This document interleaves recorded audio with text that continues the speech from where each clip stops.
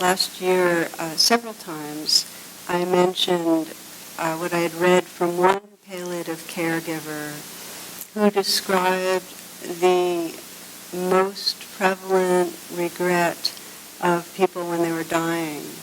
And it was, I wasn't true to myself. I didn't live my life true to myself. I lived more for the expectation of others, according to the expectation of others. And related was, I worked too hard, or I didn't spend time with loved ones, or I just didn't allow myself to be happy. So I was reflecting on that and realizing that, in a way, many people I run into live with that undercurrent of feeling kind of disappointed, or that my life is really not aligned with what matters. And very, actually acutely aware of the gap. And that in some way there's a sense that perhaps the most critical inquiry we can ever really make is what right now is between me and living really aligned with what matters. What is stopping me? And what I'd like to explore tonight is the way we have beliefs that are often outside our consciousness that get in the way from really allowing ourselves to feel at home with our own life, feel at home with other people, really enjoy the moments. So I want to explore beliefs tonight. I remember one friend of mine's wake up that was so pronounced about the kind of beliefs we have with when she was with her mom as she was dying, and her mom was in a coma for a lot of the time. But at one point she woke up and she looked my friend directly in the eye and she said, all my life I thought something was wrong with me. And then she closed her eyes, went back into a coma, and died soon after. And for this woman who was accompanying her mom, it was in a way a parting gift, because it was so obvious that that undercurrent, that what I call the trance of unworthiness, really had her whole mother's life, in a grip. And how that happens to different degrees to most of us, that we have beliefs that often reflect badly on ourselves, and that we go through life in some way living a smaller life than we needed to, and that's the feeling of disappointment or depression or tragedy that comes with it. That we were caught in believing something about ourselves that kept us small. So as I talk about this, I'm really drawing from, in True Refuge in the book, the middle section, one of the middle sections is called The Gateway of Truth. And for those of you that are listening but are not here, the book will be coming out very, very soon. I think it is the 22nd, or you can get it now. You can order it now. And I've been doing the last few talks, and I'll be continuing to do over this next month, is take pieces that I think are really important for our day-to-day reflection. And the Gateway of Truth is really the reflection on what are we believing, what are we thinking, that keeps us in a virtual reality and prevents us from discovering the truth of who we are. So, beliefs. And as many of us know cognitively, our life is shaped by them. In the moment that you're believing something, one of the core beliefs, the biochemistry of your body is in a particular kind of composition. And so if you're, for instance, anticipating being hurt or rejected, or anticipating failure, fight-flight is activated. We are in a kind of clench physically. And the physiology of it creates a whole particular swirl of thoughts that then lead us to certain actions. And as Gandhi says, that create our character creates our destiny. So if we have these certain cluster of core beliefs that most of us do, many of them are fear-based, they're constantly generating the thoughts and the actions that keep our patterns, our life patterns, the ones that we know we get stuck in, that keep them fueled. So just to take a moment and say, well, how are these core beliefs formed? And really the groundwork is, we can describe in a more existential way. It's our perception of separation, that all beings, all of creation, we incarnate and we're designed to perceive that the material inside this kind of membrane or skin or whatever is me, and the rest of the world is out there, other.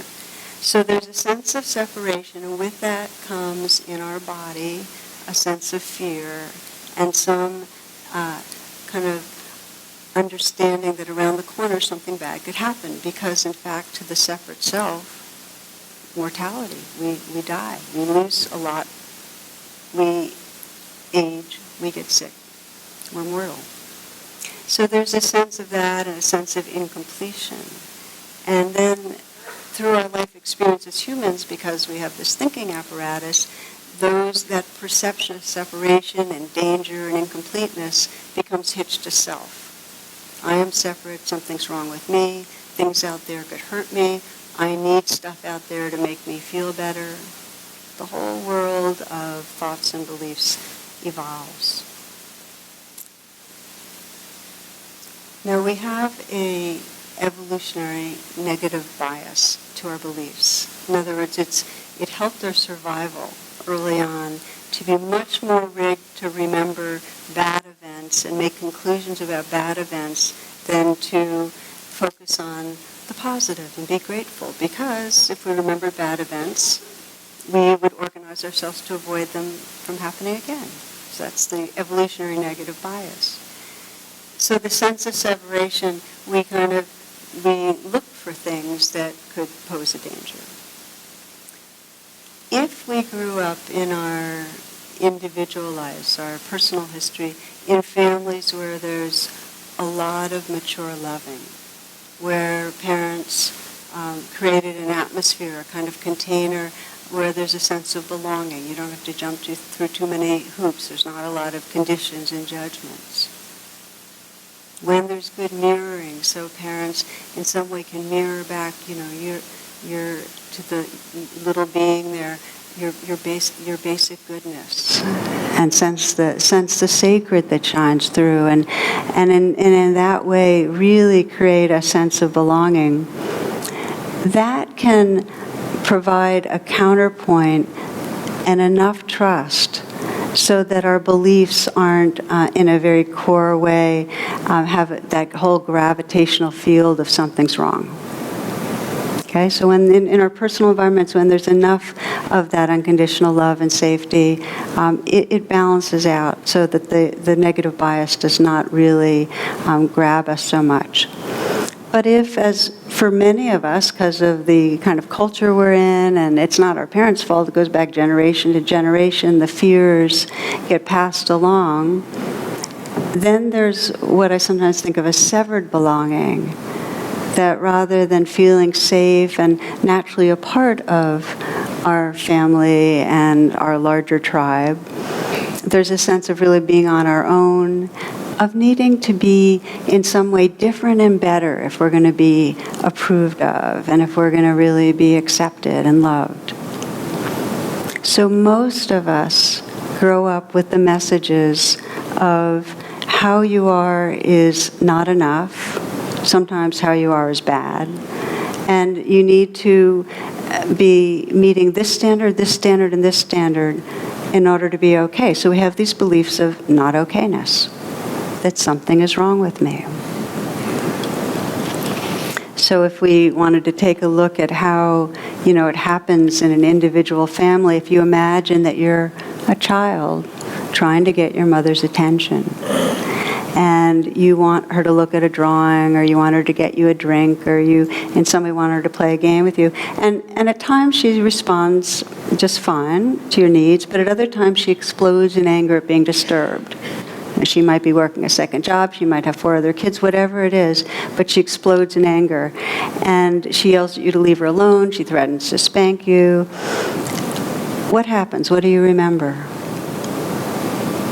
If you go through the years, you might find that your brain has registered anger and rejection, unpredictability, fear, hurt.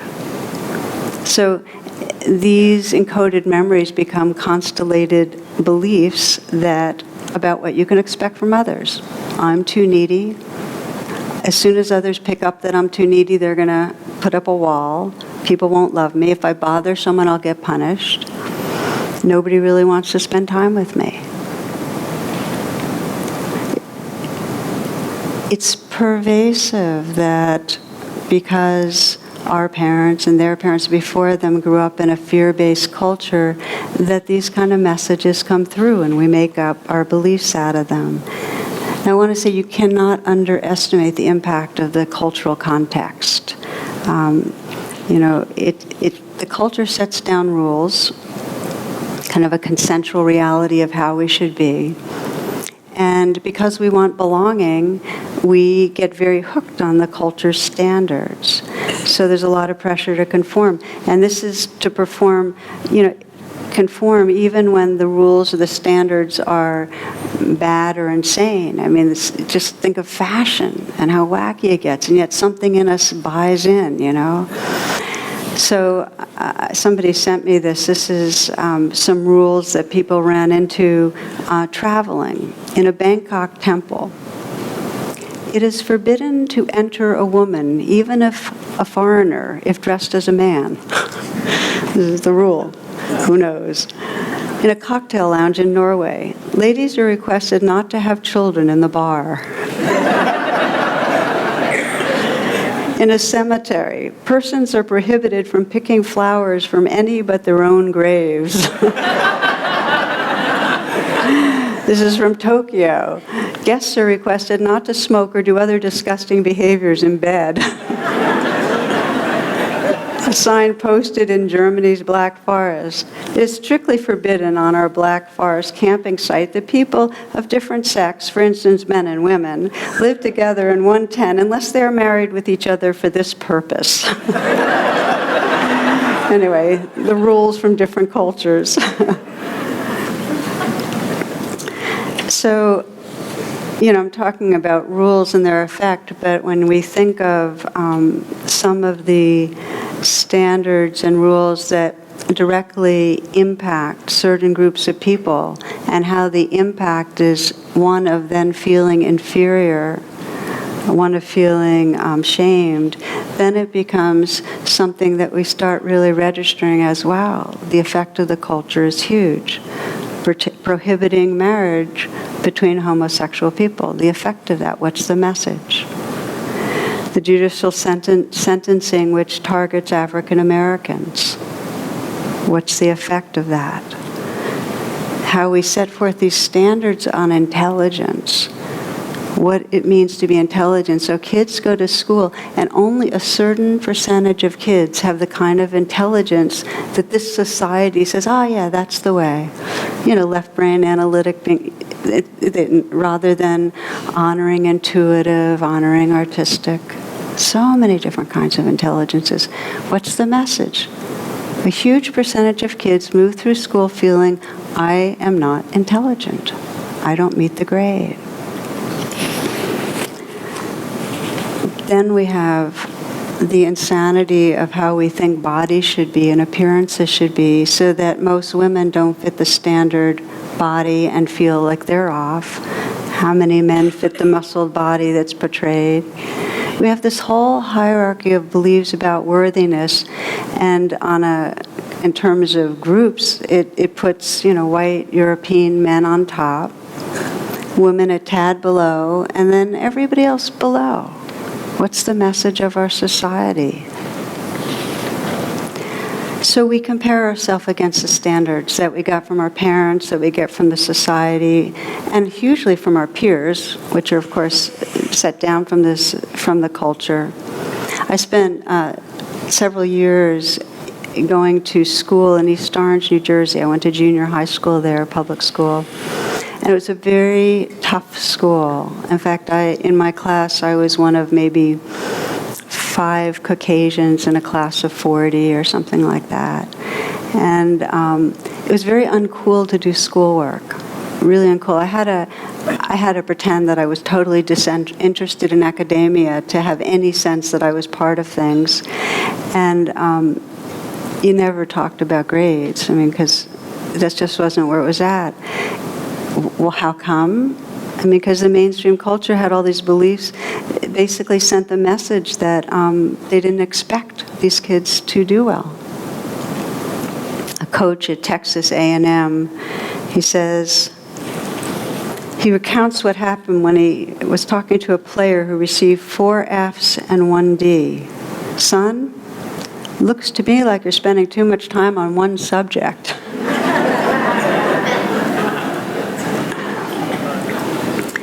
And then we're shaped very much by religions and about the beliefs of religions.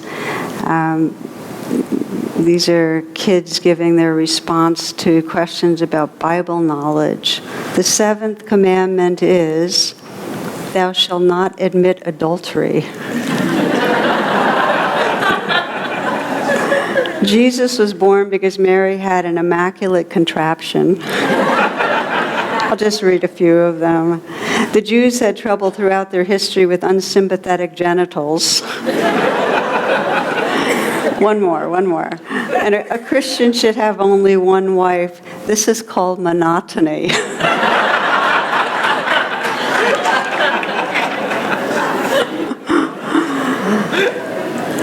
I remember once seeing this cartoon of this dejected monk. He was really having a hard time. He was slumped over a table with this dim candle, and there's this huge long scroll of paper, and he was writing one phrase over and over and over, and it was, celibacy is not so bad. Celibacy is not so bad. So, in a way, I'm being playful, but there is so much shame and pain and violence around sexuality. Where does that come from? Where does this natural activity that is the source of life and pleasure, so much pleasure, how does it turn to be so shamed and so contorted as to create so much violence in the culture? Again, we're coming to beliefs, to how we live with these ideas of how we should be, rights and wrongs, goods and bads, from parents, from the culture, and we come to these conclusions that end up making our life small. So the inquiry for us is, can we begin to notice when we're having a hard time, when we're suffering, what am I believing? To just start asking yourself that one question, when you're having a hard time, to pause and say, what am I believing right now? And you'll find that if you're suffering, you're believing something that's not true, but you won't find that out right away because it'll feel true. So the process is to discover what we're believing and then bring a very dedicated, mindful presence to that belief, because you can begin to unpack beliefs. You can find out that they're real but not true and release their power. Real because they're there. They're moving through our brain and they're creating biochemistry and they feel real, but not true when we really begin to shine the light of awareness on them.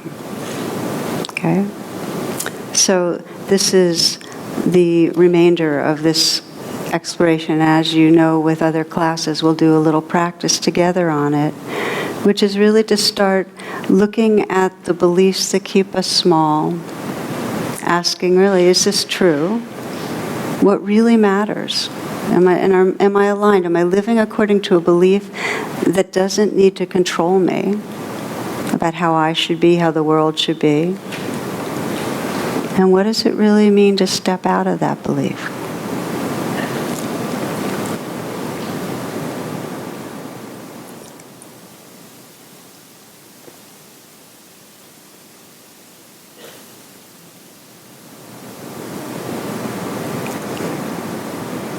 Okay, a poem for you. This is called From Out the Cave. It's written by Joyce Stutphen. When you've been at war with yourself for so many years that you have forgotten why, when you've been driving for hours and only gradually began to realize that you've lost the way, when it's been centuries since you watched the sunset or the rainfall and the clouds drifting overhead, when in the midst of these everyday nightmares you understand that you could wake up, you could turn and go back to the last thing you remember doing with your whole heart. Then you wake. You stumble from your cave, blinking in the sun, naming every shadow as it slips.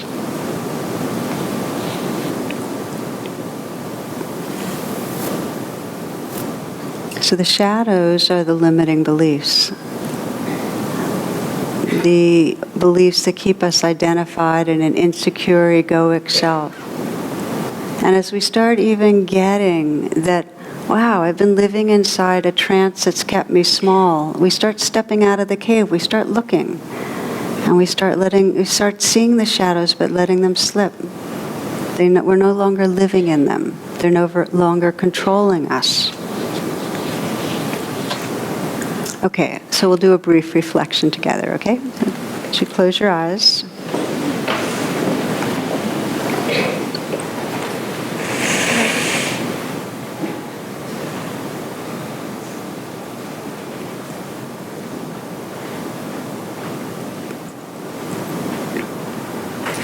And as we do, let the pause be one of a kind of invitation to reconnect with your body and breath.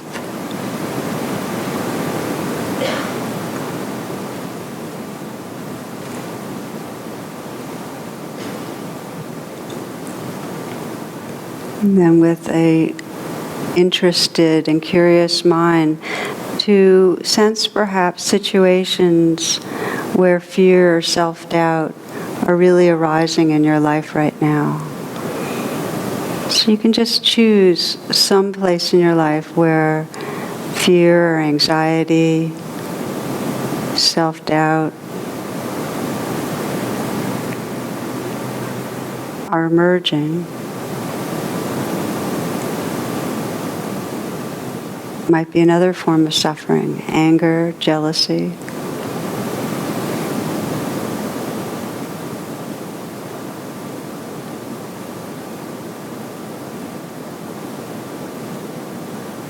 So some situation where you feel you're in the grip, where you get caught, where you get hooked, where you get reactive.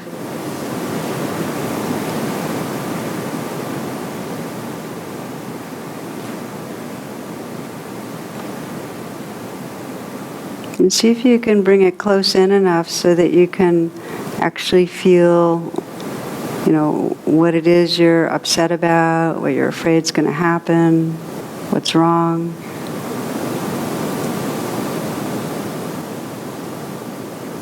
And feel it as much in your body as possible.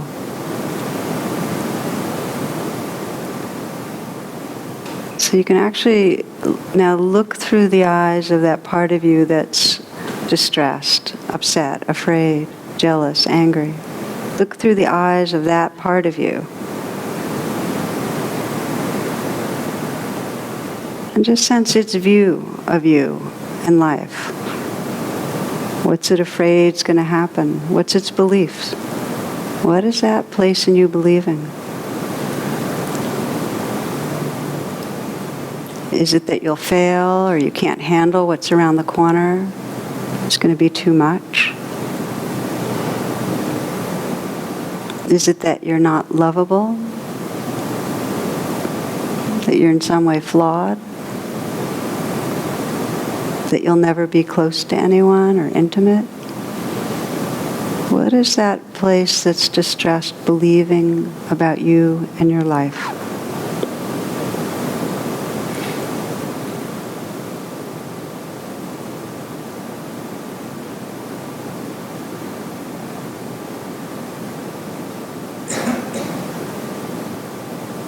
Is it believing you should be different than you are?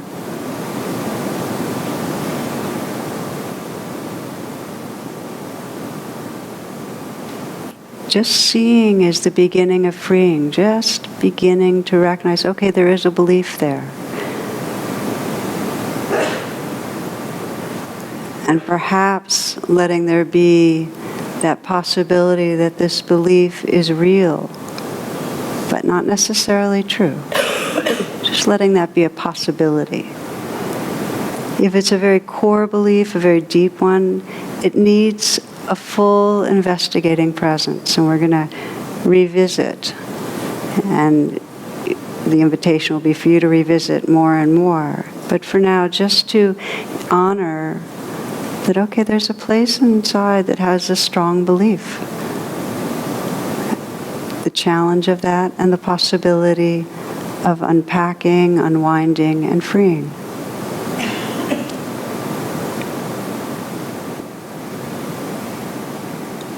Okay, taking a few full breaths, coming back.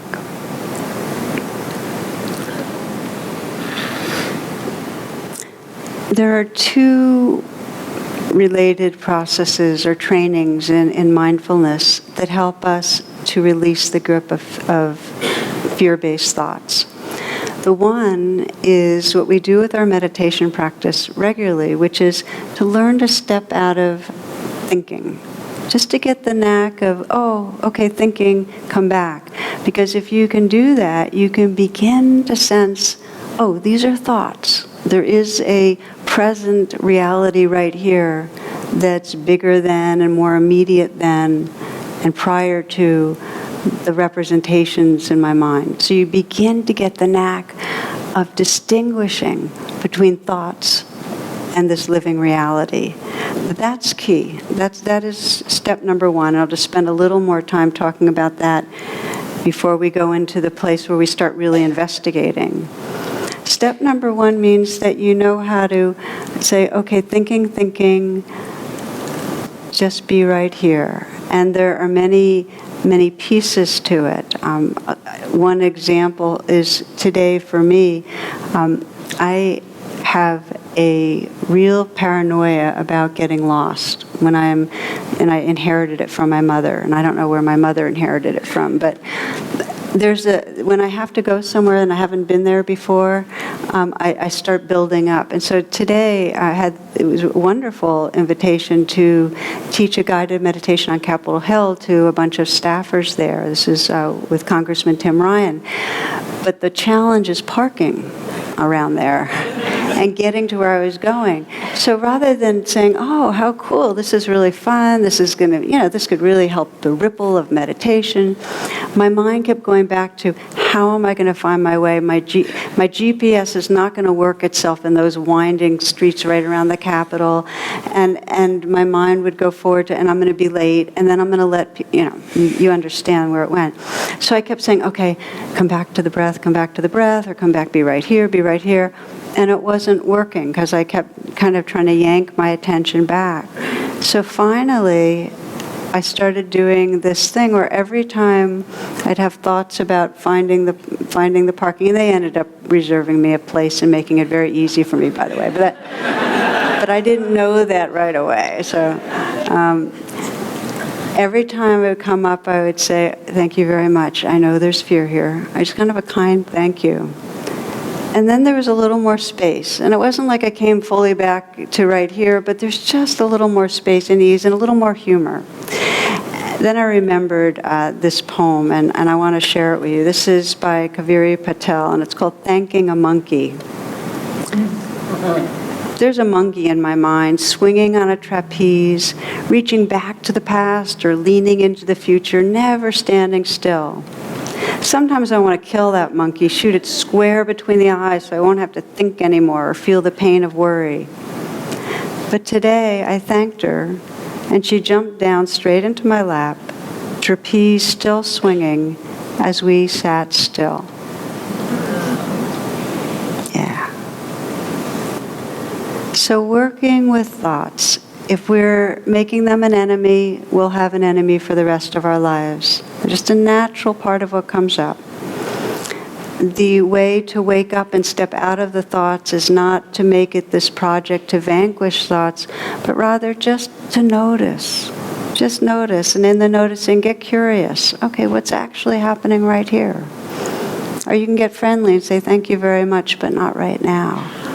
But not to create a tension, because the tension actually just generates more thoughts. So this is one of the skills we need. If we're going to wake up out of the beliefs that hook us, we have to even notice that the thought forms are there, so we can just get a little more space and say, okay, this is a heavy one. This is one of those core beliefs that gets me. Part 2. That when we're working with the more intense ones, what we find is that just naming them, if we say, oh, fear belief about being fundamentally flawed, they don't just dissolve. With some thoughts, as soon as you name a thought, oh, planning again, you can kind of come back. Not with the heavy ones. So what helps to loosen the grip around them? Sometimes there's grace, and life in some way reveals something that directly helps to unravel a belief. Often it's that somebody loves us in a way that we begin to trust that love. And some deep sense of severed belonging, and I can never trust anyone, gets countered. That doesn't always happen because we have a lot of resistance to letting the love in. But this is the way Rachel Naomi Remen put it. She said, one moment of unconditional love may call into question a lifetime of feeling unworthy and invalidate it. So sometimes in our living and our willingness to take a chance with each other, we get that mirroring and we get that presence that begins to unravel the beliefs. Anytime we're willing to stay in a more intimate engagement and we're with others that are willing to stay, we begin to help to dissolve the trance of separation and the beliefs around it. And that's the power of Sangha, our spiritual community, and conscious relationships. And I was thinking as I was reflecting on this, of this camp that was set up by a group called Building Bridges for Peace. And this is included in True Refuge, because they had these gatherings for Israeli teens and Palestinian teens, all girls in this case. And they would just be with each other for 2 or 3 weeks. And at first, their beliefs were that this is my enemy. And they were beliefs that came with a lot of hatred and a lot of anger that had a very immediate background of violence. So these are beliefs that are really strong. You are my enemy. But after 3 weeks, that wasn't the case. The beliefs got undone because they experienced something real that countered the beliefs. This is the way one of the teens put it. She said, before I came, you were my enemy. She said, but if I look in your eyes, I can't hate you. So we undo beliefs by having the courage to be in relationship and find out really who we are in relationship.